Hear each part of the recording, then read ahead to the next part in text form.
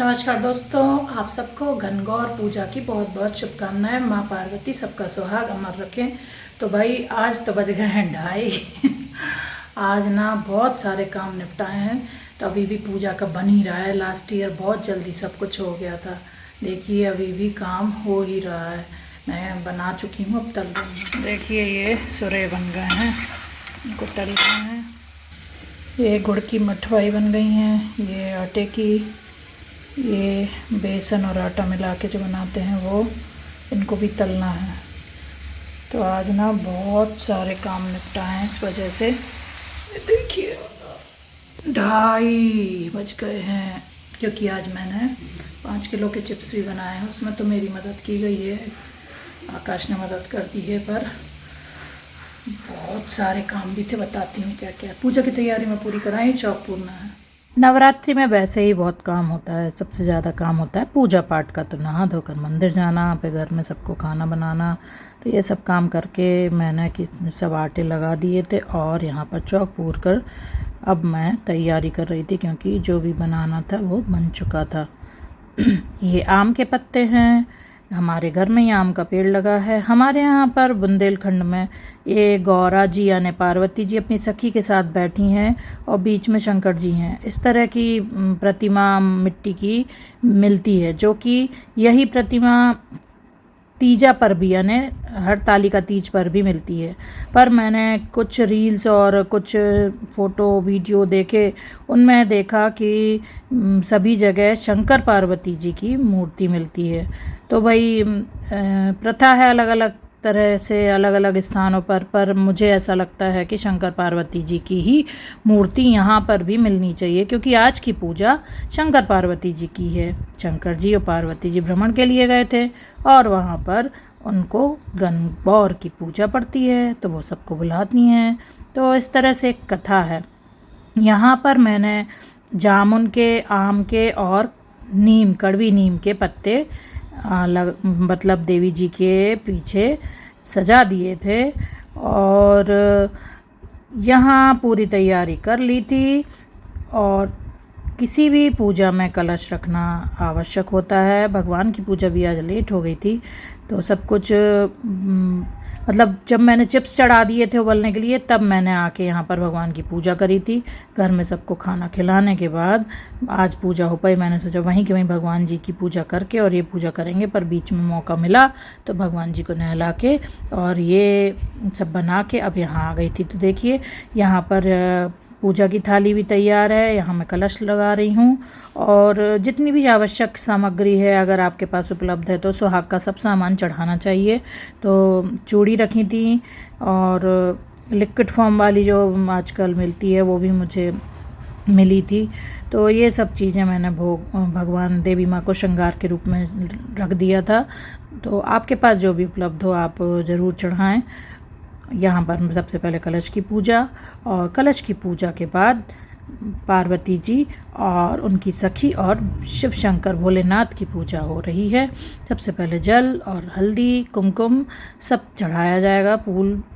मैं एक बात बोलना चाहती हूँ कि हम लड़कियाँ जब शादी नहीं होती है तो कितनी मतलब कहना चाहिए जिम्मेदार नहीं रहते हैं। शादी होती है तो कितने जिम्मेदार हो जाते हैं, और जब हम माँ बन जाते हैं तब तो हमारी जिम्मेदारी और भी बढ़ जाती। जिम्मेदार होने के साथ साथ हम बहुत पक्के भी हो जाते हैं, काम करने में भी बहुत निपुण हो जाते हैं। ये बात सामने वाला कोई समझे या ना समझे, कहे या ना कहे, ये बात हम खुद अनुभव करते हैं। तो मुझे खुद अपने आप में ये परिवर्तन दिखता है कि हम कितने बदल गए हैं। एक लड़की शादी के बाद बहुत ही समझदार हो जाती है और माँ बनने के बाद और भी समझदार हो जाती है। कहाँ हम लोगों का मन होता है तो करते हैं, नहीं होता तो नहीं करते हैं। ऐसा मेरे साथ तो था, पर अब आपका मन हो ना हो, आपके शरीर में हिम्मत हो ना हो, आप अपने परिवार को खाना ज़रूर बनाएंगी, अपने घर के जो भी दायित्व हैं वो पूरा करेंगी। तो ये एक महिला की ज़िंदगी है और यह हर एक लड़की की कहानी है, जो कि वाकई में बदलती है। चाहे वो लड़की नौकरी करे, चाहे वो किसी भी बड़े शहर में हो, छोटे शहर में हो, पर अगर वो पत्नी है और बच्चे की माँ बन जाती है तो फिर वो वाकई में बहुत जिम्मेदार हो जाती है। मैं ये पूजा अपनी बड़ी मामी को करते देखती थी, क्योंकि हम लोग बचपन से अपने बड़े मामा मामी के साथ रहते थे। तो मम्मी तो ऑफिस चली जाती थी, मामी बहुत अच्छे से पूजा करती थी इसी तरह सब बना के।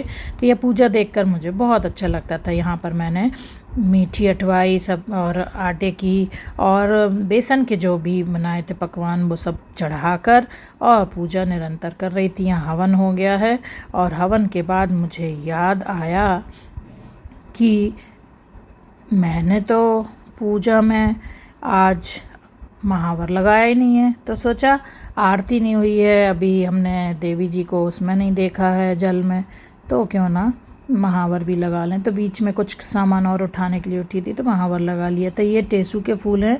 आज इन टेसू के फूलों को पानी में घोलकर और फिर इसमें पानी में यानी इस जल में पार्वती जी को उनकी सखी के साथ देखना होता है। तो ये सुषमा भाभी ने मुझे दे दी थे 3 फूल और इसमें कुछ रोरी को भी मैंने घोल लिया था।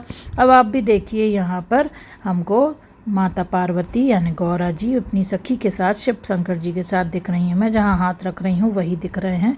तो ये जो जल में इनका दर्शन था ये भी एक बड़ा संयोग था, एक बहुत ही प्यारा सुंदर दृश्य होता था हम लोगों के लिए। जो पूजा या जो भी चीज़ आपको कह दी जाती है अभी नहीं करना है, ये जब आप शादी हो जाएगी तब करेंगे, तो उसका भी एक बड़ा उत्सुकता रहती है कि ये कब करेंगे कैसे होगा। तो ये तो थोड़े बड़े होने पर ऐसा महसूस होता था। छोटे में तो हम लोग अपनी मामी के साथ इसमें देखते थे देवी माँ को, तो बहुत मज़ा आता था। तो आज उस सौभाग्य को काफ़ी सालों से मैं पूरा महसूस कर रही हूँ, उस सौभाग्य को प्राप्त किया है मैंने। और हम सभी लड़कियाँ जो अब स्त्री बन गई हैं इस सब को महसूस कर रही हैं। तो इस तरह से मेरे 3:30 बजे पूजा हो गई है।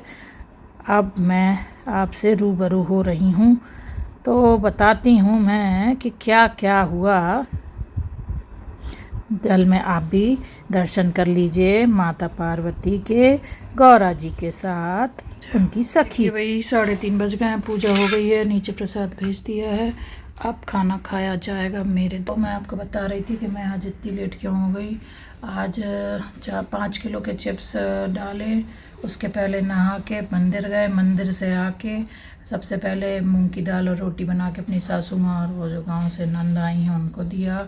उसके बाद पतिदेव भी वही खा के चले गए, सब्जी कुछ नहीं बन पाई। फिर बेटे को भिंडी की सब्जी और रोटी बनाई और फिर चिप्स का काम किया। फिर ये सब जो वो रहता है पूजा पाठ का, पुए अठवाई बेसन के, इन सब को बनाया, इनका आटा मार के रख दिया था।